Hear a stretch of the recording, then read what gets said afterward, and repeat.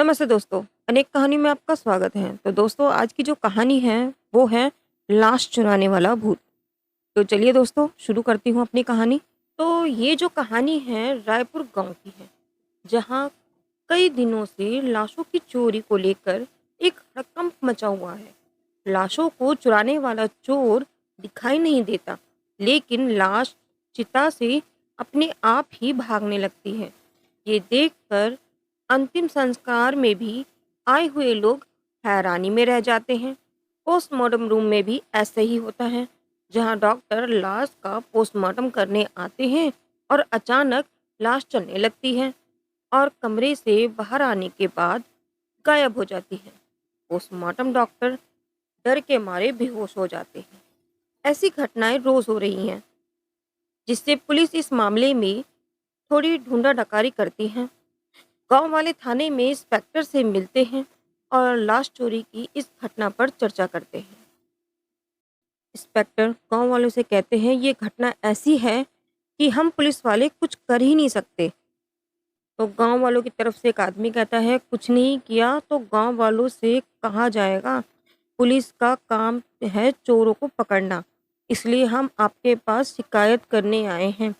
तो फिर इंस्पेक्टर बोलते हैं ये घटना चोरी की है या नहीं ये अभी पक्का नहीं है, क्योंकि लाश तो अपने आप भाग रही है, कोई लेने वाला नहीं है। तो फिर से गांव वाला आदमी कहता है शायद कोई भूत है जो लाश को चुराता है, और भूत अदृश्य होते हैं। शमशान और पोस्टमार्टम दोनों जगह से लाशें गायब हो रही हैं। इंस्पेक्टर बोलते हैं लाश चुराने वाले भूत को चोर मानेंगे तो पंडित और ओझा गांव के तमाम शमशान घाटों और पोस्टमार्टम रूम में बिठाना पड़ेगा।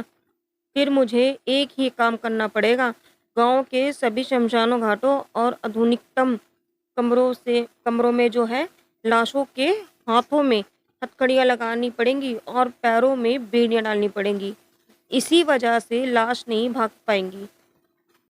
तो गांव वाले आदमी कहते हैं अगर ऐसा करने से समस्या का समाधान हो जाता है तो गांव वालों को कोई आपत्ति नहीं है। पुलिस के इतिहास में ऐसा पहली बार हुआ है कि पुलिस कर्मियों ने किसी शव पर हथकड़ी और बेड़ी लगाई हो, लेकिन शव चोरी की घटना ने पुलिस को ऐसा करने पर मजबूर कर दिया। एक दिन फिर एक लाश अंतिम संस्कार के लिए शमशान घाट आती है। शव को चिता पर रखा जाता है। तभी एक पुलिसकर्मी शव को हथकड़ी और बेड़ी पहनाता है और बाद में अर्थी को सजाता है और लाश चिता से उतरकर भागने लगती है। अंतिम संस्कार में आने वाले लोग डर के मारे छिप जाते हैं।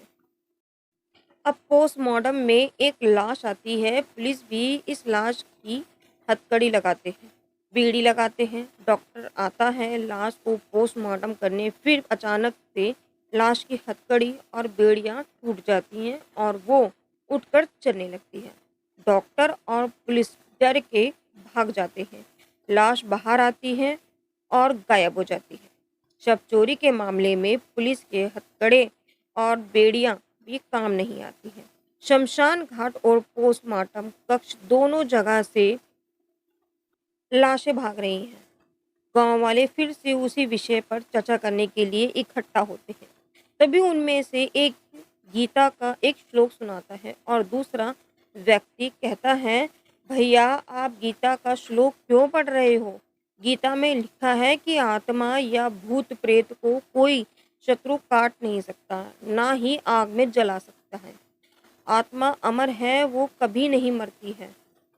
आत्मा की तरह ये लाशें भी अमर हैं, इनको कोई नहीं पकड़ सकता, जिस कारण ही पुलिस की हथकड़ी तोड़कर ये भाग रही हैं।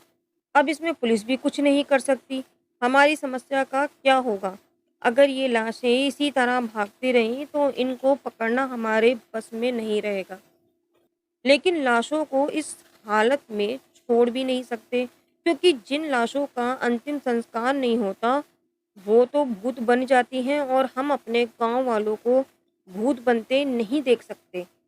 गांव वाले अपनी समझ के अनुसार एक दूसरे के सामने अपने विचार रखते हैं। सबका एक ही उद्देश्य होता है कि इस समस्या का समाधान खोजा जाए। इस चिंता में सभी लोग गंभीर हैं। पुलिस भी इसी गंभीरता के साथ इस मामले को सुलझाने में दिन रात एक कर देती है। लाशों को हथकड़ी लगाने का विचार काम नहीं आता। इंस्पेक्टर और हवलदार आगे की योजना पर काम करते हैं। एक हवलदार होता है, वो कहता है, सर मैंने अपने हाथों से उन दोनों लाशों पर हथकड़ियाँ और बेड़ियाँ डाल दी थी। उसने उन्हें फूलों के हार की तरह तोड़ा और चली गई और मैं देखता ही रह गया। इंस्पेक्टर साहब कहते हैं, हम सब देखने के अलावा और कर भी क्या सकते हैं, हमारे पास कोई विकल्प भी तो नहीं है। हवलदार, अब आगे क्या करें साहब? गांव के डॉम ने अंतिम संस्कार करने से मना कर दिया है। यहाँ इंस्पेक्टर और डॉक्टर भी पोस्टमार्टम करने से कतरा रहे हैं, लेकिन हम हार नहीं मानेंगे। चलो मेरे साथ पोस्टमार्टम रूम में चलते हैं। पोस्टमार्टम रूम के लिए आई थी लाश। डॉक्टर तैयार करता है। इंस्पेक्टर हवलदार के साथ पोस्टमार्टम के कमरे में बाहर पहरा देने लगता है।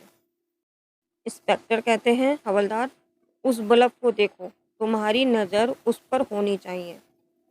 हवलदार साहब, उस बल्ब को क्यों देखना है सर?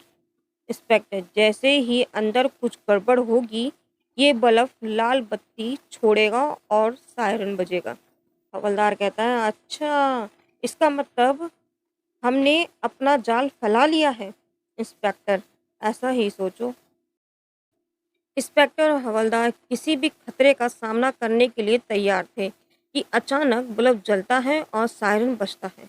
इंस्पेक्टर और हवलदार तुरंत पोस्टमार्टम रूम में जाते हैं। इस बार पोस्टमार्टम रूम में टेबल को कांच के डिब्बे में बंद कर दिया जाता है और उस ग्लास बॉक्स के अंदर मृत शरीर, मतलब मरा हुआ शरीर रखा जाता है और एक भूत उसके बगल में ताला जो होता है ना, ताला लगा रखा है, जो निकलने के लिए छटपटा रहा है। उसी कमरे में एक डॉक्टर भी है। इंस्पेक्टर, थैंक यू डॉक्टर, आपका प्लान कामयाब हो गया। डॉक्टर, हाँ, यही वो भूत है जो लाशें चुराता है। हवलदार भी कहता है, ये भूत लाशें क्यों चुराएगा? इंस्पेक्टर, ये तो इस भूत से ही पूछना पड़ेगा। हवलदार कहता है कि सर ये तो शीशे के डिब्बे में रखा है, ये हमारी कहाँ से सुनेगा?